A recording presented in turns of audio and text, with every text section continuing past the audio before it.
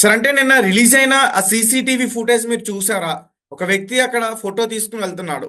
అంటే రోజు రోజుకి ప్రవీణ్ పాస్టర్ మరణం వెనకాల చాలా ఆరోపణలు వచ్చాయి. చాలా అనుమానాలు వ్యక్తం చేశారు చాలా మంది పాస్టర్స్ కూడా. సో అంటే నిన్న రిలీజ్ అయిన వీడియో పైన ఏంటి అసలు మీరు ఏం మాట్లాడదలుచుకున్నారు? రిలీజ్ అయినటువంటి ఫుటేజ్ చూసాం. ఆ వ్యక్తి లోపలికి వెళ్తున్నారు. ప్రవీణ్ పగడాల గారని ఎవరైతే ఆయనని నిరూపించాలనుకుంటున్నారో ఆ వ్యక్తి లోపలికి వెళ్తుంటే ఒక వ్యక్తి ఆ లిక్కర్ మాటలో నుంచి బయటకు వస్తూ వెనక్కి తిరిగి స్నాప్ తీసుకున్నాడు. అయితే ఈ వ్యక్తి ఆ వ్యక్తి ఇద్దరు కూడా ఒకటే టీం కి సంబంధించినటువంటి వ్యక్తులు. దీని వెనకాల చాలా ప్రీ ప్లాన్డ్ డైరెక్షన్ లో ఈ కథనమంతా నడిపించారు. ఆ వ్యక్తి ఈ వ్యక్తి ఇద్దరు కూడా ఒకే టీం కి సంబంధించినటువంటి అంటే అక్కడ ఉన్నది ప్రవీణ్ పాస్టర్ కాదంటున్నారు మీరు? ఎగ్జాక్ట్లీ. అంటే వైన్స్ కి వెళ్ళింది ప్రవీణ్ పాస్టర్? ఏ వైన్స్ కి వెళ్ళింది కూడా ప్రవీణ్ పాస్టర్ కాదు. ఎందుకంటే ఒకటే చెప్తున్నాను, దేనివల్ల అంటే అసలు ఒక వ్యక్తి సరే సింపుల్ కూడా చెప్తాను. అభినయ్ దర్శన్ తప్పిపోయాడంటే ఫోన్లు ఎవరికి వెళ్తాయి? పాస్టర్లకు వెళ్తాయి, లేదంటే చర్చిలలో వెతుకుతారు, చర్చి దగ్గర ఉన్న ఫుటేజ్లలో వెతుకుతారు. ఇప్పుడు ప్రవీణ్ పగడాల గారు తాగుబోతాడు కాదు కదా, ఒక సేవకుడు. ఎక్కడికి బయలుదేరాడు? రాజమండ్రికి బయలుదేరితే ఈ ఫోన్లలో వెతుకుతున్నారు. మరి సీసీ ఫుటేజ్లను ఎందుకు దొరుకుతున్నాయి? అంటే వీళ్ళు ఇంకా రెస్టారెంట్లలో వెతకటం లేదా? ఆయన ఎక్కడ భోజనం చేయలేదా? ఆయన ఎక్కడ నీళ్లు తాగలేదా? ఆయన ఎక్కడ ట్యాప్ కింద ఫేస్ వాష్ చేసుకోలేదా?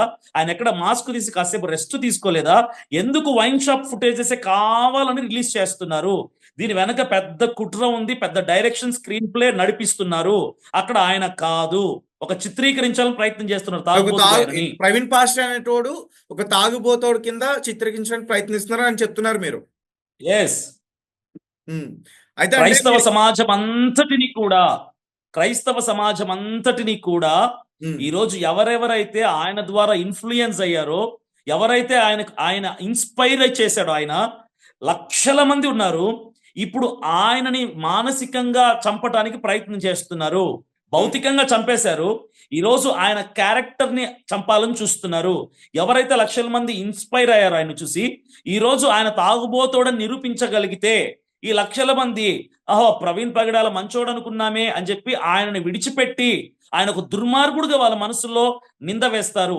ఈ ప్రయత్నమే జరుగుతుంది. క్రైస్తవుల దృష్టిలో, క్రైస్తవుల మనసులో ప్రవీణ్ పగడాల అనే వ్యక్తిని తీసేయడానికి ప్రయత్నం చేస్తుంది. రైట్. అంటే మీకు పోలీసులు ఫోన్ చేశారా? ఫోన్ చేసి అసలు మీతో ఏ విషయాలు మాట్లాడుతున్నారు? పోలీస్ డిపార్ట్మెంట్ నుంచి నాకు ఇంతవరకు కాల్ అయితే రాలేదు. అంటే మేము వింటున్నాం అంటే అభినయ్ దర్శన్ కి పోలీసులు నోటీసులు ఇచ్చారు, మీడియా ముందుకు వచ్చి మాట్లాడితే మిమ్మల్ని అరెస్ట్ చేస్తామంటూ కూడా. నాకు నోటీసులు రాలేదు, వేరే ఇద్దరికి వచ్చాయి పాస్టర్ గారికి. అయితే వాళ్ళే నాకు చెప్పారు, నెక్స్ట్ నీకే నోటీస్ వస్తుంది, నీ వీడియోస్ అన్ని చూపించి ఇతన్ని కంట్రోల్ చేయండి, లేదంటే యాక్షన్ తీసుకుంటాం, కస్టడీలోకి తీసుకుంటాం, నోటీస్ పంపిస్తాం, అరెస్ట్ కూడా చేయాల్సి వస్తుంది, అతని సైలెంట్ అయిపోమని చెప్పి డిపార్ట్మెంట్ నుంచి నా కోసం మాట్లాడారని నాకు ఇన్ఫర్మేషన్ వచ్చింది. కానీ ఇప్పటివరకు నా నోటీస్ అయితే రాలేదు. నేను ఒకటే పోలీస్ డిపార్ట్మెంట్ వారిని క్వశ్చన్ చేస్తున్నాను, ఎందుకు నాకు నోటీస్ పంపిస్తారు? నేను మత కల్లోలాలని చేస్తున్నానా? మతాలని రెచ్చగొడుతున్నానా? నా మాటల్లో ఎక్కడైనా హైందవుల కోసం కానీ ముస్లింల కోసం కానీ మాట్లాడా? ఎక్కడైనా క్రైస్తవుల్ని రెచ్చగొడుతూ మీరు రాళ్ళు విసరండి, బస్సులు తగలబెట్టండి, రోడ్ల మీదకి వచ్చి ప్రభుత్వం మీద తిరగబడండి అని నేను ఎక్కడైనా వ్యాఖ్యలు చేశానా? ఎందుకు పోలీస్ డిపార్ట్మెంట్ వారు నా నోరు నొక్కాలని ప్రయత్నం చేస్తున్నారు?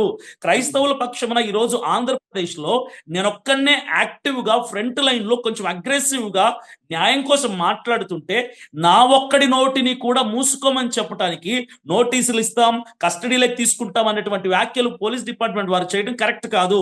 ఈ రోజు ప్రవీణ్ పగడాల గారు మరణించిన తర్వాత ఆ మరణాన్ని బేస్ చేసుకుని చాలా మంది మతోన్మాదులు వాళ్ళ యూట్యూబ్ ఛానల్లో వాడు వీడని వ్యాఖ్యలు చేస్తూ, ఆయన కుటుంబాన్ని అవమానంగా మాట్లాడుతూ, మమ్మల్ని దూషణ చేస్తూ, దుర్భాషల బ్యాడ్ యూస్ చేస్తుంటే వాళ్ళకి సార్ పంపాల్సింది నోటీసులు, మాకు కాదు కదా. వాళ్ళని అరెస్ట్ చేయాలి, మమ్మల్ని కాదు కదా. వాళ్ళని కస్టడీలోకి తీసుకోవాలి, మమ్మల్ని కాదు కదా. మీకు న్యాయం చేయటం చేత కాక న్యాయం కోసం పోరాడే నాలాంటి వాడిని ఆపటానికి ప్రయత్నం చేయడం ఎంతవరకు కరెక్ట్ అని అందరిని అడుగుతున్నా నేను. Right sir. దానికి తోడు మళ్ళీ రాజేష్ మహాశాన్ గారు కూడా మరి మీ పైన రియాక్ట్ అయ్యారు. మిమ్మల్ని ఖచ్చితంగా అంటే మీరు మీతో పాటు ఉన్న పాస్టర్లందరూ కూడా రెచ్చగొట్టే ప్రయత్నం చేస్తున్నారంటూ రీసెంట్ గా అతను ఒక వీడియో బయటికి రిలీజ్ చేశాడు. రాజేష్ మహాసేన ప్రభుత్వానికి అమ్ముడు పోయాడు. రాజేష్ మహాసేన ఎవరి కోసమో మాట ఇచ్చి ఆయన మాట్లాడుతున్నాడు. ఏం మాట ఇచ్చాడో కూడా చెప్తాను చూడండి. ఆయన ఏం మాట ఇచ్చాడంటే, ఆంధ్రప్రదేశ్లో ఉన్నటువంటి క్రైస్తవ సమాజం అంతా కూడా రాజేష్ మహాసేన అనే నా మాట వింటది, నేను ఏమంటే అదే అని ఊకొడతారు కుక్క పిల్లల్లాగా, ఎందుకంటే వాళ్ళు గొర్రెలు కదా. కాబట్టి నేను క్రైస్తవులందరినీ కన్విన్స్ చేసి ఇది యాక్సిడెంట్ అని ఒప్పించి నోర్లు మూపిస్తాను అని ఎవరికో ఆయన ఎవరి దగ్గర ఆయన వకాల్తా పుచ్చుకున్నాడు, డబ్బులు తీసుకొని ఉంటాడు. అందుకే కెమెరా ముందుకు వచ్చి మమ్మల్ని తిడుతూ మమ్మల్ని అరెస్ట్ చేయాలని చెబుతూ మమ్మల్ని క్రైస్తవులు బ్యాడ్ చేయాలని ప్రయత్నం చేస్తూ ఇది యాక్సిడెంటే. ఎవడు చెప్పాడు ఆయనకి యాక్సిడెంట్ అని? ఆయన కుటుంబ సభ్యులు ఫోన్ చేసి చెప్పారా రాజేష్కి? లేదంటే డిపార్ట్మెంట్ వారు ఫోన్ చేసి చెప్పారు యాక్సిడెంట్ అని? పోనీ పిఎం రిపోర్ట్ ఏమైనా వచ్చిందా యాక్సిడెంట్ అని? పోనీ ప్రభుత్వం ఏమైనా లోకేష్ గారు ఆయనకు ఫోన్ చేసి చెప్పారు ఇది యాక్సిడెంట్ అని? ఎందుకు ఆయన కన్ఫర్మ్ చేస్తున్నాడు ఇట్ ఈజ్ యాక్సిడెంట్ అని? ఏ అధికారాన్ని బట్టి?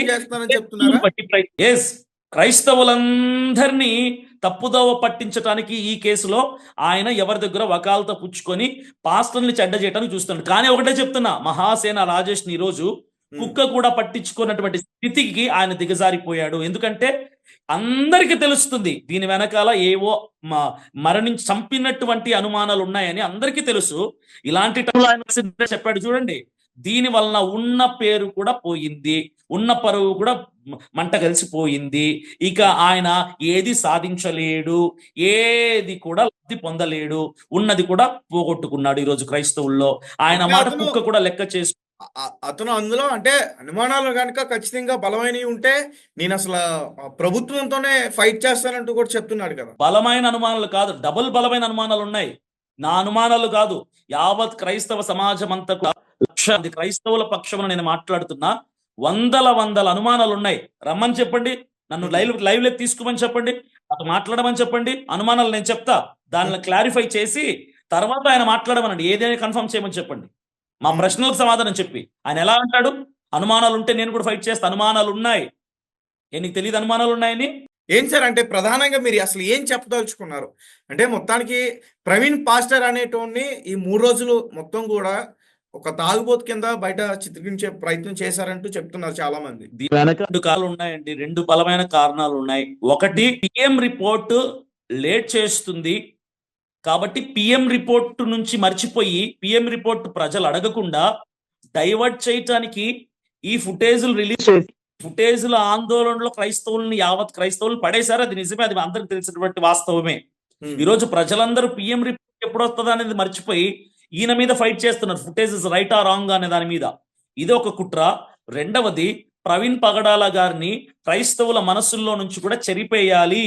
ఆయన చరిత్రలో ప్రవీణ్ పగడాల అంటే ఆయన ఒక తాగుబోతోడు, తాగి చచ్చిపోయాడు అని ముద్ర వేయటానికి క్రైస్తవుల మనసులో ప్రభుత్వం ప్రయత్నం చేస్తుంది. ఈ 2 కారణాల వల్ల ఇవన్నీ జరుగుతున్నాయి. సార్, బయటకు వచ్చిన సీసీటీవీ ఫుటేజ్ పోలీసులు రిలీజ్ చేశారని మీరు నమ్మట్లేదంటూ కూడా చెప్తున్నారు. పోలీసులు రిలీజ్ చేశారా లేదా మాకు తెలీదు. నా డౌట్ ఏంటంటే, యావత్ క్రైస్తవ సమాజం యొక్క సందేహం ఏంటంటే, పోలీసులు రిలీజ్ చేయకపోతే ఆర్టీవీ వాడు రిలీజ్ చేశాడు. ఆర్టీవీ వాడు పోలీసులు పర్మిషన్ లేకుండా రిలీజ్ చేస్తాడు? అంత దమ్ము ఎక్కడి నుంచి వస్తుంది వాడికి? వాడి ఛానల్ క్లోజ్ అయిపోతుందేమని భయం ఉండదా వాడికి? ఆర్టీవీ వాడు పోలీస్ డిపార్ట్మెంట్ పర్మిషన్ లేకుండా రిలీజ్ చేసే అవకాశం లేదు. సరే, రిలీజ్ చేశాడు. పోలీస్ వాళ్ళు ఎంత గందరగోళం క్రియేట్ అయింది ఈ ఫుటేజ్ వలన చూస్తున్నారు కదా. నిజంగా పోలీస్ వారి యొక్క సహకారం లేకుండానే, వాళ్ళ ఇన్వాల్వ్మెంట్ లేకుండా ఫుటేజ్ బయటికి వచ్చి ఉంటుంటే పోలీసులు వాళ్ళు ఎందుకు ఆర్టీవీ మీద చర్య తీసుకోలేదు, యాక్షన్ తీసుకోలేదు, చూస్తూ ఎందుకు ఉండిపోయారు? కాబట్టి పోలీసులు వాళ్ళ హస్తం ఉండే ఈ ఫుటేజెస్ బయటకు వచ్చాయన్నది నా ప్రగాఢ నమ్మకం. మీరు ఏం చెప్తారంటే, మీలాంటి పాస్టర్స్ దీని గురించి మాట్లాడుతుంటే గొంతు నొక్కేందుకు ప్రయత్నిస్తున్నారంటూ కూడా చెప్తున్నారు.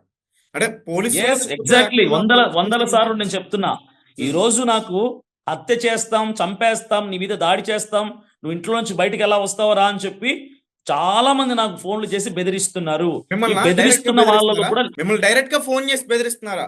డైరెక్ట్ గా ఫోన్ చేసి బెదిరిస్తున్నారు. ఈ బెదిరింపులు 3 రోజుల నుంచి ప్రారంభమయ్యాయి. ఈ బెదిరింపు కాల్స్ లో ఉన్నటువంటి ఎవరి అనుచరులు ఉన్నారంటే, మహాసేన రాజేష్ యొక్క అనుచరులు, కరుణాకర్ సుగుణ యొక్క అనుచరులు, తర్వాత ఈ ఎవరైనా గుండాయినా హమారా ప్రసాద్ యొక్క అనుచరులు, వీళ్ళ అనుచరుల నుంచి నాకు చాలా ఫోన్లు వస్తున్నాయి. నా కంఠాన్ని మూసేయమని, నా వీడియోస్ ఆపేయమని, నా ఫేస్ కొద్ది రోజులు బయటికి కనిపించకుండా వెళ్ళిపోమని వాళ్ళు నన్ను నొక్కే ప్రయత్నం చేసి భయపెడుతున్నారు. ఏ ప్రలోభాలకు నేను లొంగను, ఎలాంటి భయాలకి నేను జడిసిపోయేవాడిని కాదు. దేనికైనా తెగించే ఈ న్యాయ పోరాటంలో దిగాను నేను. సరే అయితే అంటే ఒక ప్రశ్న అడుగుతాను చెప్పండి. పాస్టర్స్ అందరూ ఎందుకు బలవంతంగా కేసు పెట్టించే ప్రయత్నం చేశారు వాళ్ళ ఫ్యామిలీ మెంబర్స్కి ఇష్టం లేనప్పుడు కేసు పెట్టడానికి? ఆ రోజు పోస్ట్ మార్టం కూడా చేయొద్దంటూ నేనే ప్రవీణ్ పాస్టర్ ఒకటే ఎవరైతే ఉన్నారో ఒకటే చేశారు. చెప్తున్నాను, అక్కడ ఇన్సిడెంట్ లో ఆ సంఘటన స్థలంలో పోలీస్ స్టేషన్ లో రాజమండ్రి గవర్నమెంట్ హాస్పిటల్ ఆ రూమ్ లో పోలీసులు అందరూ ఉన్నప్పుడు కేసు ఫైల్ చేస్తున్న టైంలో నేనే దానికోసం ఎక్కువ ఫైట్ చేశాను. ఎందుకు ఫైట్ చేశానంటే కుటుంబ సభ్యులు కేసు ఫైల్ చేయాలనే ఉద్దేశం వాళ్ళకి లేదు, నిజమే అది మాత్రం. కానీ మేము బలవంతంగా చేయలేదు. మేము ఒకటే చెప్పాం, ప్రవీణ్ పగడాల గారు మీ కుటుంబానికి మాత్రమే సంబంధించినటువంటి వ్యక్తి కాదు. బయట చూశారు కదా, వేల మంది జనం వచ్చారు, ఆయన అభిమానులు, ఆయన కోసం ప్రాణం పెట్టేవాళ్ళు.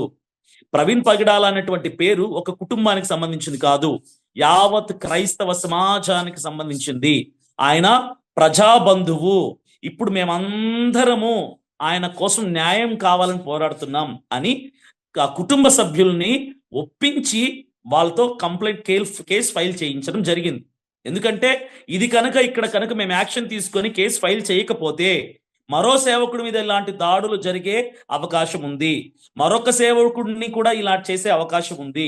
నోరు మూసుకొని వెళ్ళిపోయామంటే వెనక్కి ఇక సేవకులందరూ కూడా ఆడంగోళ్ళు, ఎవరిని ఎంత చంపినా, ఎవరిని ఎలా హింసించినా, ఎవరు ఏమి మాట్లాడరు, కేసులు పెట్టరు అన్నటువంటి ఉద్దేశం ఎదుటి మతోన్మాదులో లేదంటే దీని వెనక కుట్ర వెనక ఉన్న వాళ్ళు ఎవరైతే ఉంటారో వాళ్లకు అలా చిత్రీకరించబడుతుంది. కాబట్టి మేము కేసు ఫైల్ చేయించడం జరిగింది. Right, okay sir, thank you. Okay, welcome. Right guys, చూసారు కదా.